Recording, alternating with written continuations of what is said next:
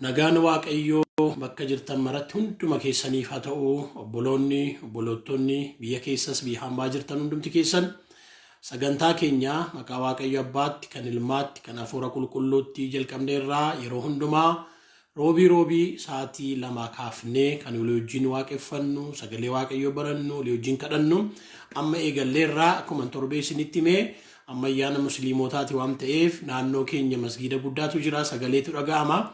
Kanaaf jennee sa'aatii isaa achi as bunne dhiifama guddaa isin gaafannaa. Amma waaqeffannaa keenya hin jalqabnaa. Namoonni kallattiidhaan galaa jirtan Waaqayyo isin haa eebbisu. Viidiyoon kun immoo hiriyoota keessan bira akka ga'u sheer godhaa. YouTube keenya subscribe godhaa. Peejii kana immoo follow godhaa yeroo hundumaa. Amma Waaqayyoon waaqeffannaa.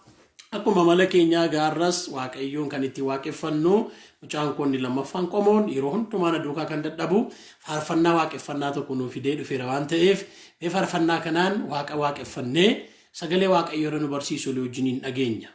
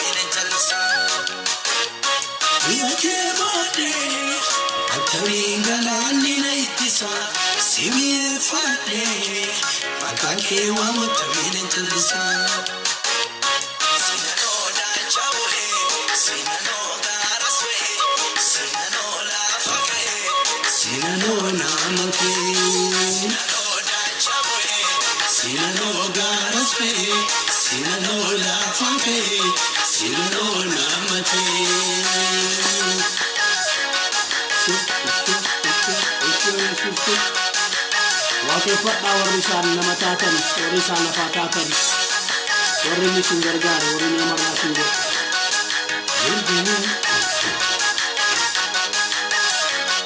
Gadikee deemee bisuu jecha nabee carraa mootoota kanneen tulaa qaqqabee. Ameen. Ameen. Ameen. Ramoota kanneen tulaa qaqqabee. Oofsaako. Narratti jaaramee deebi'ee. Simi'eeffadhee maqaa kee waamata miidhan callisa. Mi'a kee baadhee attamiin galaanni na ittisa. Simi'eeffadhee maqaa kee waamata miidhan callisa. Sinanooda rasba'ee sinanooda faasba'ee sinanooda faaka'ee sinanooda amatee.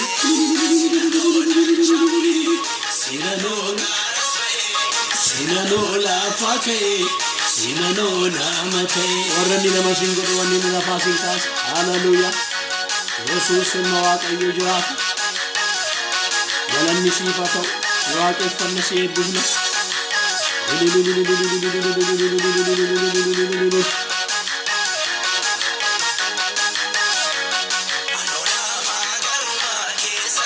Ameen. Maamnaaf gigirraa sa'u barkeetuun koo holola ni boora'u. Anoo nama gaarummaa keessa argeedha. Si wajjin fiira baay'ee lakkaa'eedha. Har'ammoo maamnaaf gigirraa sa'u barkeetuun koo holola ni boora'u. Narratti jabalee dandeekoo balleessuudhaaf turesi. Si beeksifadhee maqaa kee waamata. Hallelujah.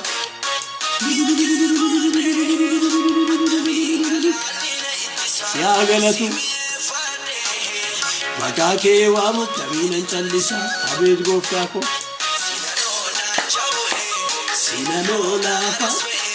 Sinanoo lafa ka'ee sinanoo namatee sinanoo dachaa bu'ee sinanoo gaaras ba'ee sinanoo lafa ka'ee sinano namatai warrisan namatatan waaqeffadhaa ammayyu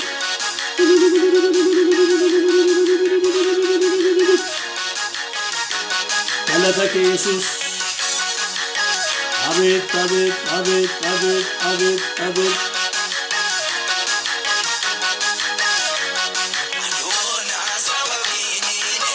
Yeye isi bekano mare amen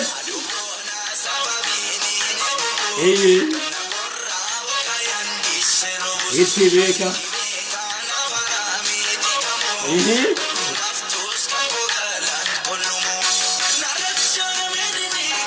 Balle suudhaaf tureen seenaa koo baay'eedha murtuuteen arraaba bilchinni koo kanarraan darba baay'eedha murtuuteen arraaba bilchinni koo kanarraan darba Balle suudhaaf tureen seenaa koo baay'eedha murtuuteen arraaba bilchinni koo kanarraan darba baay'eedha murtuuteen arraaba bilchinni koo kanarraan darba ani iddoo kanatti shakkaamu wanta xinnootti siin qabaamu loltuu laga gamaa feegaamu jedhateen kanan beekaamu ani iddoo kanatti shakkaamu wanta xinnootti siin qabaamu loltuu laga gamaa feegaamu jedhameen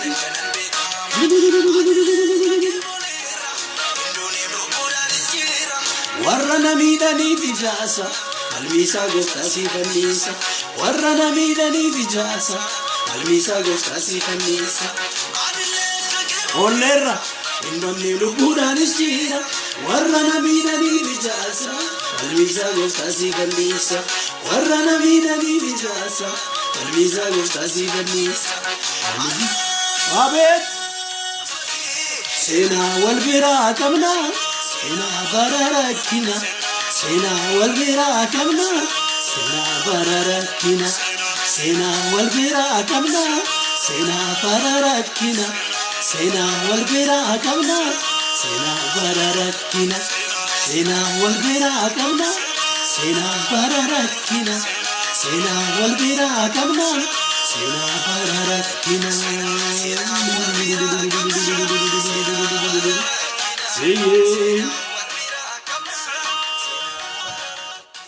Galanni guddaan isa teessoorra jiru Waaqayyoof bara hamma bara baraatti haa ta'u Nuuf Waaqayyo gidduu seenaa guddaatu jira, seenaa jabaatu jira, seenaan irraanfatan gamdatamnetu jira.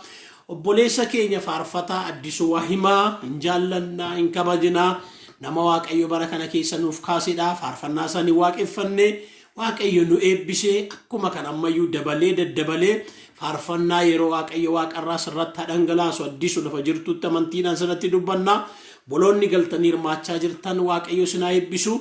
Mee namoonni Waaqayyo namarraa sin godhe Waaqayyo sin gargaare Waaqayyo lafaa sin kaase Waaqayyo nama sin godhe mee Waaqayyoon galateeffanname yaadadhaame Hallelujah anaaf Waaqayyo gidduu seenaa jira kan jettu galateeffadhu Hallelujah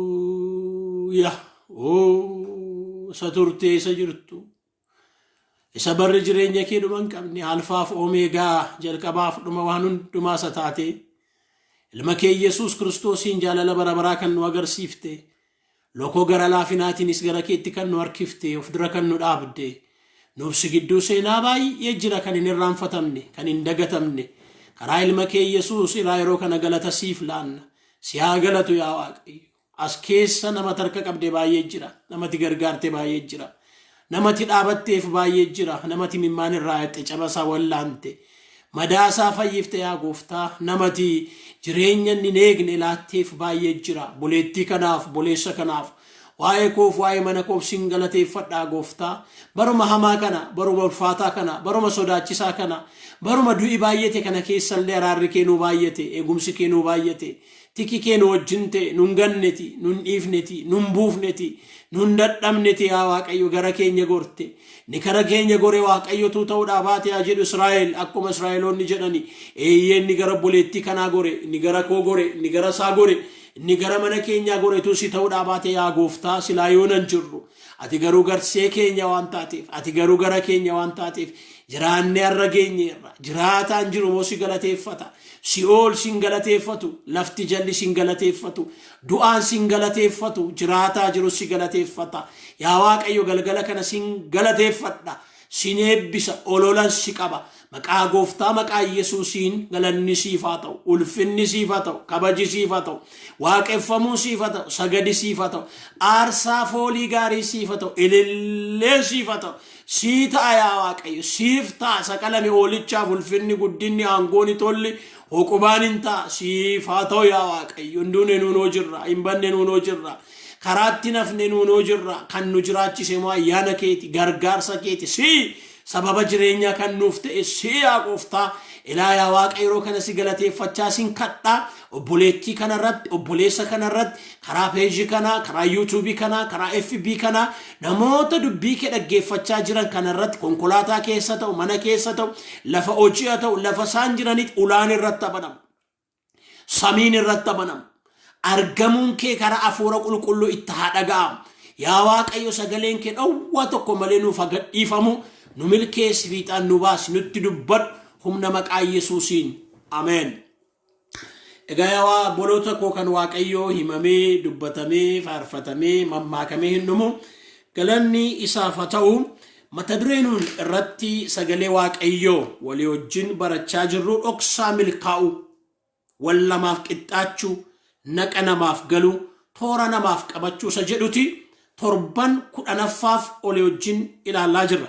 dhoksaa milkaa'u daandii milkaa'u የስኬት ምስጢር jireenya afuuraa ofiitti milkaa'u tajaajila ofiitti milkaa'u hojjetanii milkaa'u daldalanii milkaa'u baratanii milkaa'u qotanii milkaa'u karaa bobbaan hundumaatti milkaa'u milkaa'ummaa macaafni qulqulluun hin deeggara jedhan macaafni qulqulluun dhibba deeggara wangeelli keenya hin deeggara kiristaanni amanaan amantuun milkooftu akka inni taatuuf hin deeggara kun sagalee Waaqayyooti milkaa'ummaa isaa dhalaa dhalatti darbu dhalootaa dhalootatti darbu ilaasa kana irratti dubbachaa jira arrasa xumuraan dubbadha isa nama jalqabee namarraan dhaaban isa Abrahaam irraa Isiyaaqitti darbe Isiyaaq irraa Yaaqoobitti darbe Yaaqoob irraa gara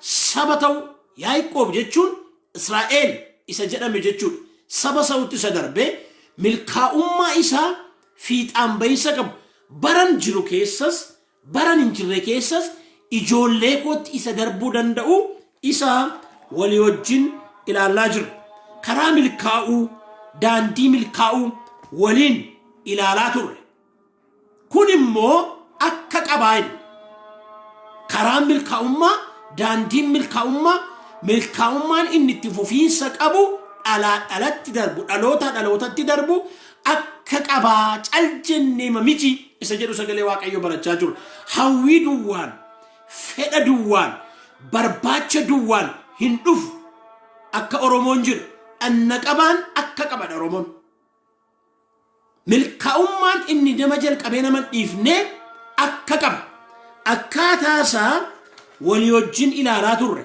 anna qabaan akka qaba akka jedhan tokko inni jalqabaa Waaqayyo nama wajjin ta'u kana qabadhu bara kee keessatti Waaqayyo si wajjin ta'u na wajjin ta'u nu wajjin ta'u namni akkasii milkaa'a lammaffaa nus Waaqayyo wajjin ta'u kun gargar hin ba'u Waaqayyo nama wajjin ta'u namni Waaqayyo wajjin ta'u sadaffaa macaafa qulqulluuf iddoo kennu wangeelaaf iddoo kennu sagalee Waaqayyoof iddoo kennu arrasirra deebi'een jedha please obboleessaa dubbisi kan dubbii jireenyaa kan dubbii fayyinaa kan dubbii jireenya bara of keessaa qabu kana dubbii humna hojjetu of keessaa qabu kana dubbisi milkoofta arfaffaa gara kuteessa ta'u qorraat mahol waan qabatanii waan fuulleffatanii waan itti bobba'anii jiranitti sodaata ta'u miti walaalamii ta'u miti gara kuteessa ta'u shanaffaa dhoksaa milkaa'u hiriyaa filachuu miiltoo ofii hiriyaa ofii filachuu irratti of eeggachuu qabna jiran. Riyyaan nama balleessa nama tosh. Miiltoon nama balleessa nama tosh. Riyyaa filachuu. Ja'affaa itti yaaduu yookaan hubachuu waan gochaa jiran, waan hojjechaa jiran, waan raawwachaa jiran itti yaaduu hubachuu. Torbaffaa irratti kan nuti ilaalle torbanarraa fayyaa qabaachuu. Fayyaan erga milkoofnes milkoomina duras nu barbaachisa. Fayyaa qabaachuu. Isa dhumaan arrasini hojiin kana hirmaadhu dhoksaan milkaa'u wal namaaf qixxaachuu naqa namaaf galuu toora namaaf qabachuu kan inni keessa jiru waanuma sin beektan isin yaadachiisa. Waaqayyo dubbii kana naaf kenne. Maali yeroo jenne ni 8ffaan kadhachuu. Kadhanna. Boleettii obboleessa obboloottoo tajaajiltoota amantoota karaa peejii kana karaa YouTube kana karaa FB kana dhaggeeffachaa kan jirtan dubbii waaqayyoo kana dhaga'aa kan jirtan kadhadha. Dhoksaan milkaa'u tokko kan inni keessa jiru waaqayyoon kadhachuu keessa jira. Dhoksaan milkaa'u kan inni keessa jiru ni tokko waaqayyoon kadhachuu keessa jira. Dadhabuu duwwaa miti. Dhama'uu duwwaa miti. Dafquu duwwaa miti. Dafquun gaariidha. Dhama'uun gaariidha. Dadhabuun gaariidha. Dhamayita keetti, dafqa keetti, dadhabbii keetti kadhata dabali. Waaqayyoon kadhachuutti dabali. Waaqayyoo wajjin haasa'u, waaqayyoo wajjin dudubbachuu, waaqayyo milkoomina fiixaan beensa akka inni nuu kennuuf kadhachuun baay'ee gaariidha. Kadhadhaa. Kadhatatti jabaadhaa. Namni kadhatu kufee dhufa. Qomoon sagaduuf qomoon nyaattuun baddoo akkuma jedhan. Namni sagadu, namni kufu, namni waaqayyoo duratti jilbeenfatu kufee dhufa. Galma ga'a. Fiixaan ba'a. Hin milkaa'a. Lafa yaade ga'a. Kadhadhu obboleetti. Kadhadhu obboleessa. Haa kadhannu obbolootaa.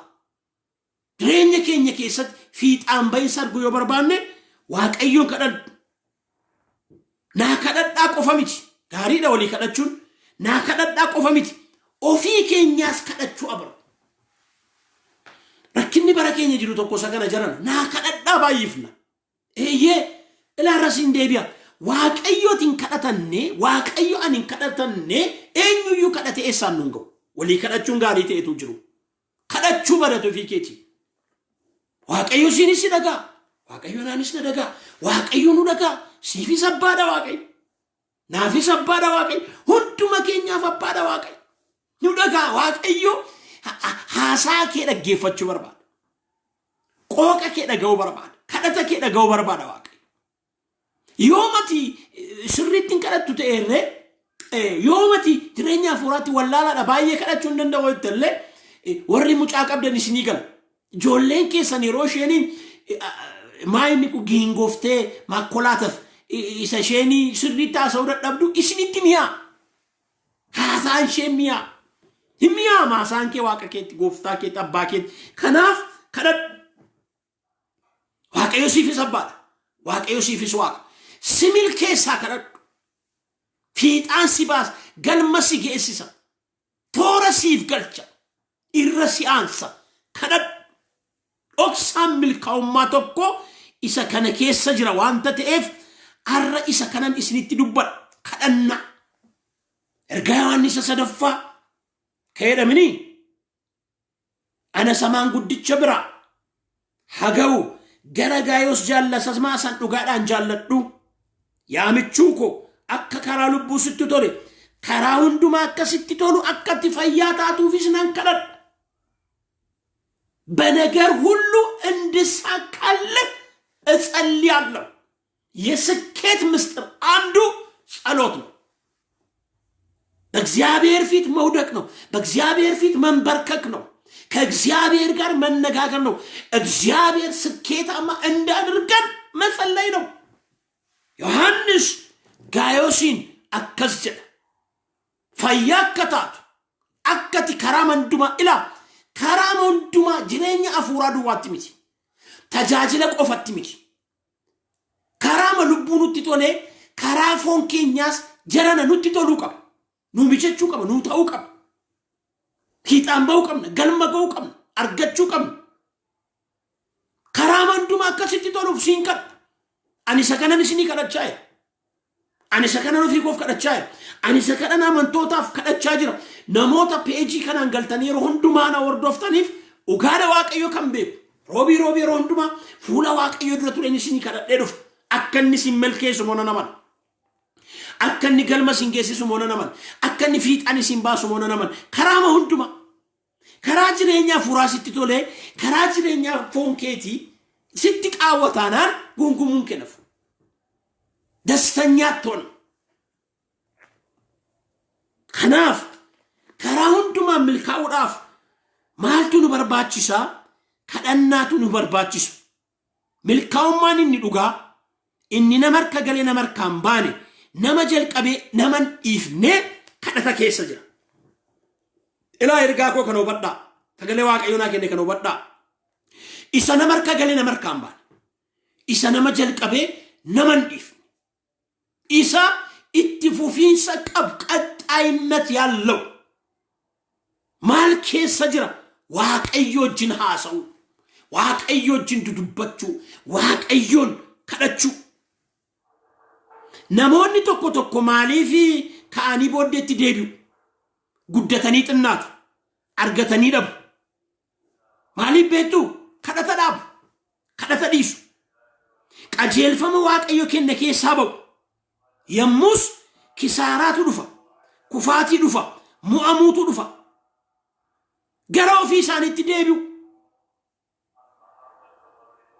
Irraan deebi'a jecha kana. Namoonni tokko maaliif ka'anii booddeetti deebi'u? Guddatanii maaliif xinnaatu? Argatanii maaliif dhabu? Kadhata dhaabu. Kadhata dhiisu. Qajeelfama Waaqayyo kenne keessaati ba'u. Kanaaf guddatanii xinnaatu, argatanii dhabu, lakkaanii dhabu.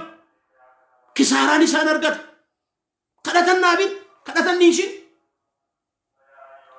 Karaa isaarra buuteen, daandii isaarra buuteen wal siif qixxaachaa jira, naqa siif galaa jira, toora siif qabachaa jira taananii akka inni itti caaluuf, akka inni bal'atuuf, Rehooboot akka inni ta'uuf. Rehooboot akka inni ta'uufi Waaqayyoon kadhachuun dhiisin. Yeroo tokko waanuma xinnoo yemmuu arginu, waanuma xinnoo munuu ta'uti kadhata dhaabu. Waaqayyo cinaa sa'u dhiifna. Biisii ta'a. Yeroo dhabna. Dhamainsaaf dadhabbii dafqadu waan hin dhufu. Waaqayyoon kadhachuu baraa jalan. Seera keessa deebii keessatti Waaqayyo wanta inni jedhu tokko saba isaattiin qoqqobatu tokko mee dubbifanname dubbifadhaa kutaa kana. Seera keessa deebii boqonnaa 8 lakkoofsa 12. Kana achi jedha. Yeroo nyaattee quuftu manneen gaggaarii jaarrattee yeroo keessa jiraattu Waaqayyoon barbaadaa jechuudha. Saawwan keef bishaan kee yeroo oranii, meetiin keef warqeen kee yeroo baay'atu, wanta tu qabdu hundinuu yeroo guddatu. Helaa Waaqayyoon deeggara jarana. Kana achi jedha. Nyaattee quufuu kee Waaqayyoon barbaada. Mana gaggaarii jaarrattee keessa jiraachuu kee Waaqayyoon barbaada. Saawwan keef bishaan kee walaruu isaanii Waaqayyoon barbaada. Meetiin keef warqeen kee yeroo baay'atan yeroo guddatan Waaqayyoon barbaada. Kana saba isaaf gochaa kan jiru Waaqayyoon siifa godhu. Mee ameen jedhii fudhu siifa godhu Waaqayyo. Waan ati qabdu siifa baay'atu. Irraafa siifa ta'u. Oluma haa deemu. Alaarran deebii afaan koorratti laphee koorratti jabaachaa jira. Maqaa gooftaa maqaa Yesuus Kiristoosiin kan kee kan ta'e hundumtuu nu haa guddatu. Siifa godhu Waaqayyo. Mana mataa kee siifa laatu. Garaan kee, garaan ijoollee kee, garaan dhala kee hin beelayin. Garaan kee waan barbaadu hin dhabin. Yemmuu kana taatuudha waan iti qabdu yemmuu sii baay'atu. Warqeen keef meetiin kee yemmuu sii baay'atu. Nuu baay'achuutti Waaqayyoo wanta tokkoyyuu waan qabdu hin qabu jedhan. Siifa baay'atu ammayyuu. Dhalaan nama Waaqayyooti. Waaqayyo afaan kee duukan amtaanaan jedheera. Nanaman dubbii Waaqayyo dubbachaan jira. Siifa baay'atu.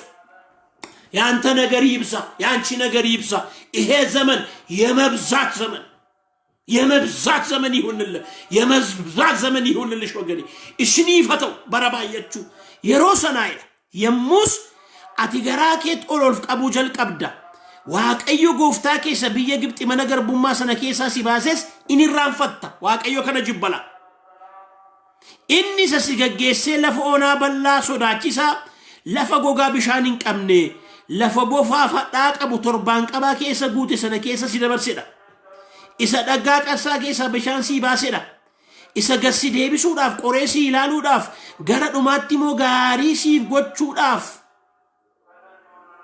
mannaa waan tabboonni kee hin beekne si sooredha kanaaf garaa keetti humna kootu jabina irree kootutu badhaadhummaa kana anaaf fide jettataa akkasin jedhiin badhaadhummaa kana qabeenya kana mana kana konkolaataa kana waan hin qabu kana jabina kootu godhen jedhiin waaqayyootu godhe waaqayyootu hojjete jedhe waaqayyootu raawwate jedhe ilaa garuu waaqayyo gooftaan kee akkuma irraa godhe kana kakuus abboota keetii abdachiise cimsuudhaaf jedhee ati badhaadhummaa akka argattuuf humna waan sii kenneef isa yaadan badhaadhummaa akka argattuuf akkati milkooftu akkati fiixaan baatu akkati galma geessuuf kan si godhe waaqayyoodha waanta ta'eef waaqayyoon yaadan kadhachuu jechuun maal jechuudha kadhachuu jechuun waaqayyoon yaadachuu jechuudha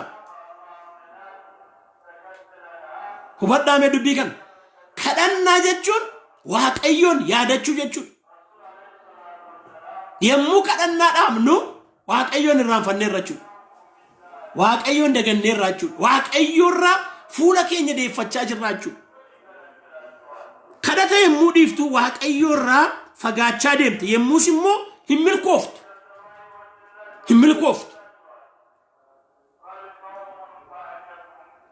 nan kadhadha hin kadhanne yemmuu jennu maal jechaa jirra waaqayyoo yaadachaa jirra jechuudha maal kadhatu waaqa kadhatu mini waaqayyoof sagadu mini waaqayyoo jinaasoo mini arra kadhata qabna arra nan kadhadha yemmuu jennu maal jechaa jirra jechuudha waaqayyoo yaadachuu kadhannaan waaqayyoon yaadachuu hin raanfatii waaqayyoon hin dagatii waaqayyoon waa'ee kadhataa yemmuu ka waaqayyootu yaadatamu galanni isaaf ta'u ganamas kadhu guyyaas kadhu galgalas halkanis yerootti yeroo malee kadhu waa'ee kadhataa yemmuu yaaddu garuu maaltu sitti dhaga'ama waaqayyootu yaadatama kadhata dhaabuun kufaatii akka jiru beekna kadhata dhaabnaan kufaatiin akka jiru haa beeknu of amanachuutu dhufaa jechuudha kadhata yemmuu dhaamu kanaaf dhoksaan milkaa'uu maal keessa jira kadhannaa keessa jira macaafa qulqulluu kana yemmuu dubbifnu Abrahaamii kaasee amma gooftaa Yesuusitti gooftaa Yesuus booddees Phexros faasoo fudhanne Phaawulos faasoo fudhanne warri macaafni qulqulluun milkaa'anii darban dudduuba isaanii deebitanii moraaltanii maaltu jira yoo jettan humna kadhataatu jira jilbatu jira waaqayyootiin haasawutu jira Yesuus iyyuu kadhatatu kanaaf itaan baysa argate galma geessa argate kanaaf arfiin kee meerra yaadu amoyichi kee meerra yaasee ol jedha kanaaf du'a moo'ee kenna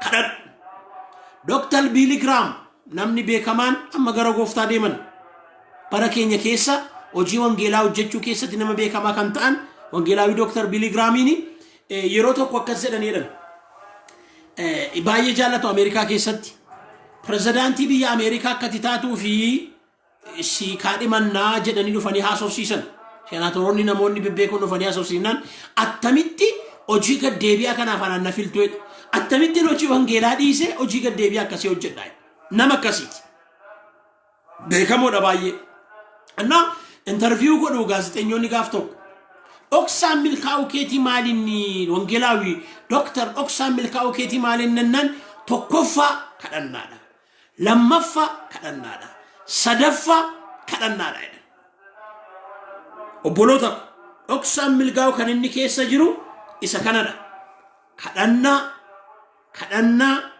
kadhannaa milkaa'uun fiixaan ba'uun galma ga'uun siifa ta'u naafa ta'u nuufa ta'u kadhadhaa dhoksaan milkaa'ummaa kan inni keessa jiru saddeettaffaa arra kan itti isiniif dabale isa kana لفجرتني waaqayyo afuura kadhataas nirratti dhangalaasu narrattis dhangalaasu nurrattis dhangalaasu oksaan milkaa'u kana keessa jira waaqayyo naanis na gargaaree torban kudhaniif oksaa milkaa'u daandii milkaa'u karaa milkaa'u horaa wal namaaf qixxaachuu isa jedhu dubbiin dubbachaa ture isa arraa kanuma irratti xumura torbee mata duree biraan wal argina namoonni galtanii hirmaachaa jirtan isin baay'eedha waaqayyo sinaa eebbisu viidiyoon kan hiriyoota keessan bira akka ga'uuf yoo isinitti tole sheer godhaa YouTube mataa keenyaa moo qabna luba gaaddisaa xilaa'uun ciibsaa kan jedhu YouTube sana subscribe godhaa linkii isaa hiriyoota keessaniif ergaa akkasaan subscribe godhanii ergaa waldoota irrattis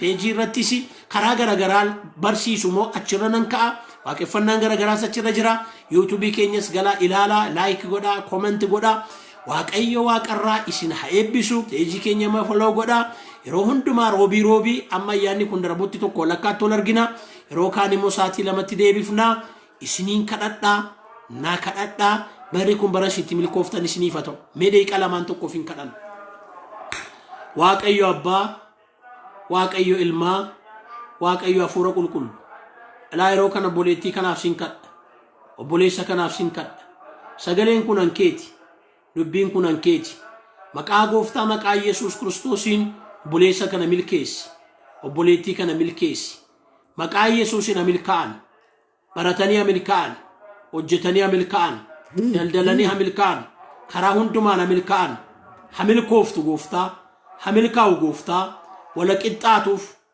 Kiristoosiin milkoominni addaa ta'uuf fiixaan beeyinsa addaa ta'uuf galma ga'iinsa addaa ta'uuf yaa waaqayyo akkuma dubbii kee keessatti ijoollee keef goote ilaasin kadhadha bara hamaa bara ulfaataa bara sodaachisa bara wanti hin jirre fakkaatu kana keessa Israa'eloota iyyuu lafa onaa keessatti yaa waaqayyo milkaa'u gooteetta maqaa Yesuus Kiristoosiin nama kanatti milkeessi jireenya hafuuraatti tajaajilatti hojii karaa hundumaan fiixaan baay'insa haa argatan anas milkeessi bolootaaf obboloota kana milkeessi sin kadhadhaa hafuura kadhataamoo waaqarraa nurratti dhangalaasi yaa waaqayyo biyya keenyas araaraan ifamaan maaruu keen yaadadhu biyya kanaaf harka kee ol kaasi irree kee ol kaasi harka kee siyaasa isaa keessa harka kee dinagdee isaa keessa harka kee yaa waaqayyo gooftaa waan hundumaa isaa keessa galeeti nuu qajeeshi wanta mataan miilli isaa ol baysa bade kanaaf si kadhanna yaa waaqayyo ti nuuf qajeeshi bara nagaa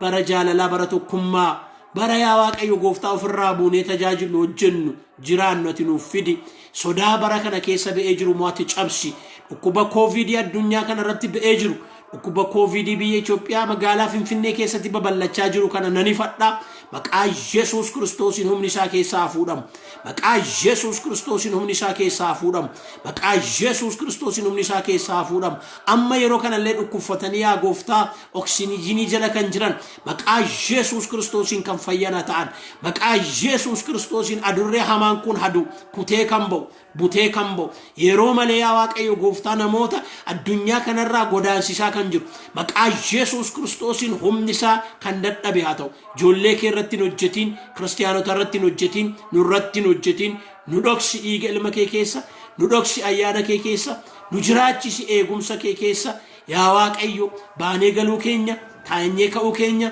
rafnee dammaquu keenyatti nu wajjin ta'i boloota biyya Ameerikaa biyya Awurooppaa andaara lafaarra faca'anii jiran hundumaa milkaa'umina laadhuuf fiixaan ba'umsa laadhuuf biyya jiranitti haa guddatan ija haa godhatan irraa haa ta'an waan yaadan bira haa ga'an yaa waaqayyo dhala kan dhabaniif dhala laadhu fayyaa kan dhabaniif fayyaa laadhu fiixaan beeysan kan dhabaniif fiixaan beeysa laadhu keessiin isaanii lafarra jala harkifamee kan jiruuf maqaa gooftaa maqaa Yesuus Kiristoosiin keessiin isaaniif kan xumurame haa ta'u yaa waaqayyo dhukkuba tasaan qabamanii kan jiran maqaa Yesuus Kiristoos nama Naazreetiin kan fayyana ta'an harki kee yeroo kana yaa waaqayyo madaa kana qaqqabatu fayyisuun keetta mul'atu yaa gooftaa nu wajjin ta'i tajaajila keenya kana hundumaa nuuf eebbisi sanuun si kadhanne isanuun sitti himne ol waan gootuuf ulfaadhu waan nu kadhatamteef yeroo hundumaa waan nu kadhatamtuuf amma libsu ijaa gidduutti yaa gooftaa waan dinqisiisaa waan hojjettuuf eebbifame namootan tajaajilu kana guddatanii